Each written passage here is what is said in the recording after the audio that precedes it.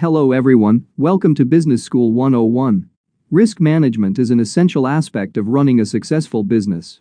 Whether you work for a large company with an entire risk management department, or you are a small business owner who needs to investigate risk management yourself, risk management is a very important factor for your success.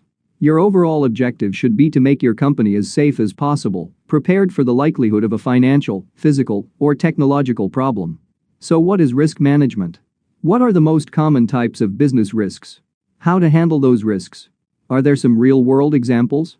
In this video, I will discuss these questions with you. Section 1. Definition. Risk management refers to the process of identifying, assessing, and mitigating risks that could impact a company's strategic objectives.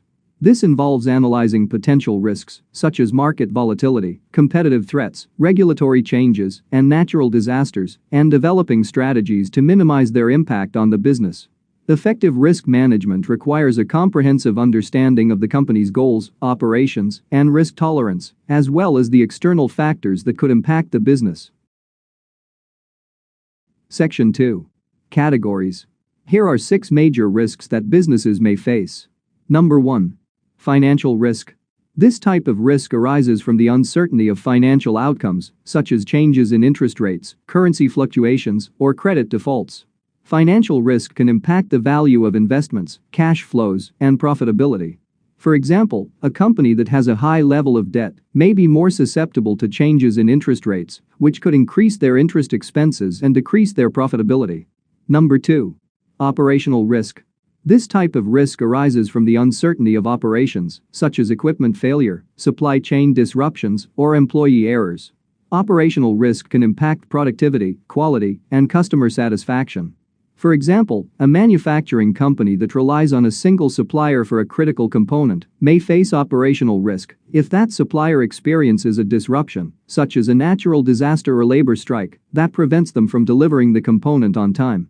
Number 3. Legal and regulatory risk. This type of risk arises from the uncertainty of legal or regulatory changes, such as changes in labor laws, environmental regulations, or tax laws. Legal and regulatory risk can impact compliance, reputation, and financial performance.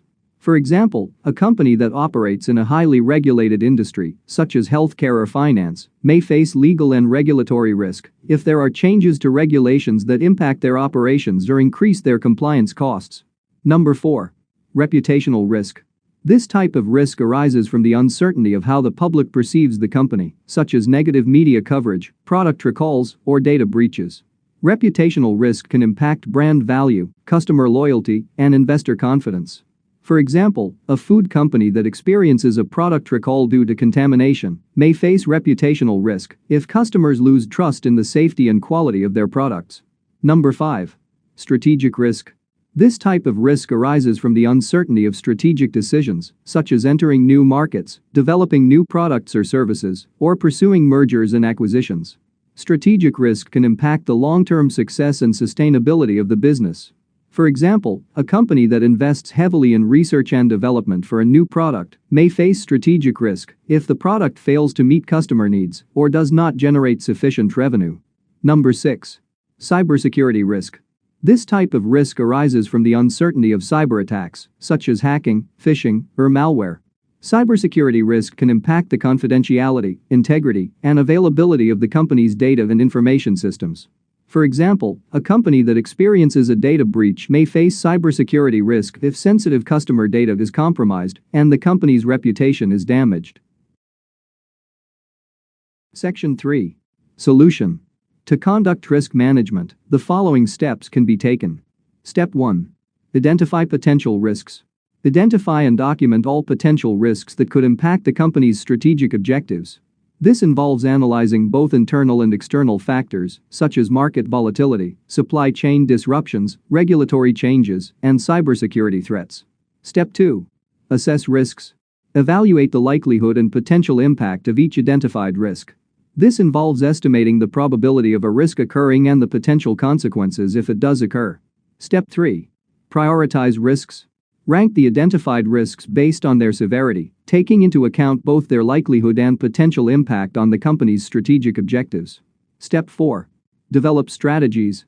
Develop risk management strategies to mitigate or eliminate the identified risks. This may involve implementing controls or processes to reduce the likelihood of a risk occurring, or developing contingency plans to respond to the risk if it does occur. Step 5. Implement strategies. Implement the identified risk management strategies, making sure that they are integrated into the company's operations and that relevant employees are trained to follow them. Step 6. Monitor and reassess risks. Continuously monitor and reassess identified risks, taking into account changes in the business environment, market conditions, or regulatory requirements. This ensures that risk management strategies remain effective and up to date. Step 7. Communicate risks. Ensure that risks are clearly communicated to all relevant stakeholders, including management, employees, customers, and investors. This involves providing regular updates on the status of risks and mitigation strategies, as well as clear guidelines for reporting and responding to new risks. Section 4. 2 real-world examples. Example 1. Zoom. In 2020, as the pandemic led to lockdowns and work-from-home policies, the demand for video conferencing services surged dramatically.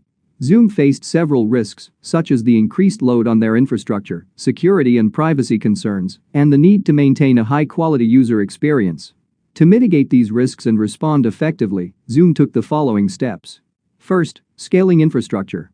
To accommodate the massive increase in users and maintain service quality, Zoom invested in expanding its server capacity, network infrastructure, and software optimization. Second, addressing security concerns. Zoom implemented end-to-end encryption, enhanced password protection, introduced waiting rooms, and made it easier for hosts to manage their meetings securely. Third, enhancing user experience. Zoom continued to improve its user interface, making it more intuitive and feature-rich, including virtual backgrounds, breakout rooms, and integration with third-party applications. Fourth, expanding support and training. To help users adapt to the platform and maximize its potential, Zoom increased its customer support capacity and provided training resources, webinars, and tutorials. Fifth, focusing on communication. Zoom's leadership, including the CEO, engaged in proactive communication with customers, employees, and stakeholders to address concerns, provide updates on the company's efforts, and maintain transparency. Through these risk mitigation and response planning measures, Zoom was able to manage the challenges posed by the pandemic, capitalize on the increased demand for remote collaboration tools, and strengthen its position in the market. Example 2. Ford. In 2021, the global semiconductor chip shortage posed a major risk to Ford's production capabilities, potentially leading to delays, reduced output, and a loss of market share. Ford had to prioritize risks and make following strategic decisions to minimize the impact of the chip shortage on its operations. Number 1. Prioritizing vehicle models. Ford chose to prioritize the production of its most profitable and popular models, such as the F-150 pickup truck and the Mustang Mach-E electric SUV. By focusing on these high-demand vehicles, Ford aimed to optimize the allocation of the limited semiconductor chips available. Number 2. Partially completed vehicles. In some cases, Ford decided to manufacture vehicles without certain non-essential semiconductor chips. This allowed them to maintain some level of production and deliver vehicles to customers more quickly. Number 3. Diversifying suppliers. Ford began exploring alternative sources for semiconductor chips and other critical components to reduce its reliance on a limited number of suppliers. This strategy aimed to minimize the impact of future supply chain disruptions on the company's production capabilities. Number 4. Long-term investments. Recognizing the strategic importance of semiconductor chips, Ford announced plans to invest in new chip manufacturing facilities in collaboration with other stakeholders. This investment aimed to increase domestic chip production and reduce the risk of future shortages affecting the company's operations.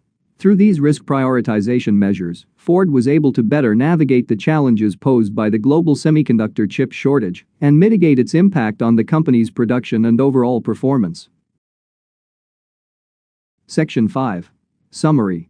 To sum up, risk management and strategic management refers to the process of identifying, assessing, and mitigating risks that could impact a company's strategic objectives. Effective risk management can help businesses to make better decisions, allocate resources more effectively, and achieve better results over the long term.